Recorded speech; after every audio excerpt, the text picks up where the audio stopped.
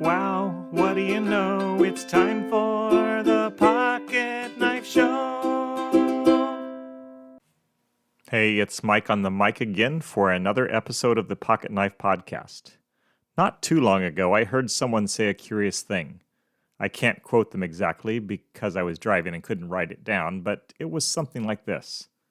We know our friends better when we're in community than when we're alone. Let me explain what I think the speaker was getting at. I know my friend Scott in one way. Michael, Kyle, Mike, and JD, friends of both Scott and I who hang out with us regularly, know Scott in ways I don't because they've had different interactions with him. When we're all six together in one place, I learn things about Scott by listening to and thinking about the ways in which each of these men relate to Scott. They ask him questions, he answers, and I learn. And of course, the whole group is learning about Scott and me when we talk together in their presence. We all know each other better because we know each other in each other's presence, learning from each other what we each know about each person in the room. Hope that made sense. If you're lost, go back and listen to it again, I guess. In the same way, I know God better when I'm in community with other believers. I know God better when I hear what God has done in a friend's life. My friend knows God better when she watches me interact with God in worship. Together, with testimonies intermingling, we all grow in our knowledge of who God is and how He acts. I know God in ways I could not know Him without the stories my friends tell. I think that's part of why there are so many names for God in the Bible. It's because this person encountered Him in one way, and that person in another.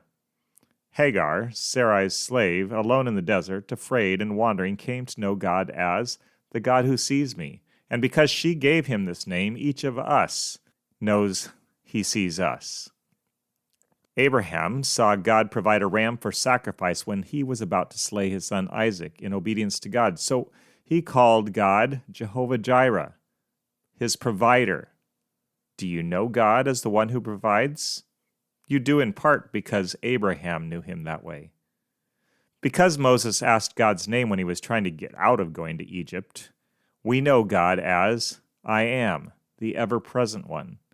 God is with me, God is with you, and we know it, in part because Moses knew God as I am. Think about the events of your life, the things in the distant past and the more recent happenings.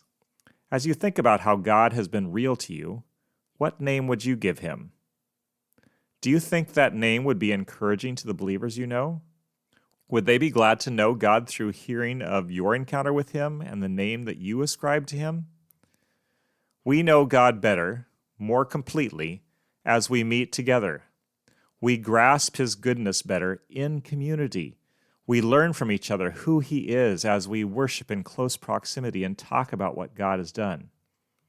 In Hebrews 10:25, we're urged to not give up meeting together. Being together encourages us in well-doing, in following God. That's what the inspired writer said. We spur one another on toward love and good deeds.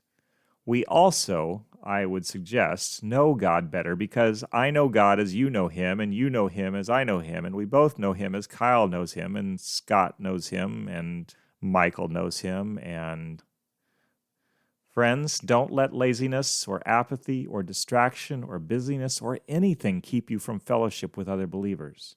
Get with 2 or 3 or 4 or more and know God better. Oh no, it's sad I know we've come to the end of the show. See you next time.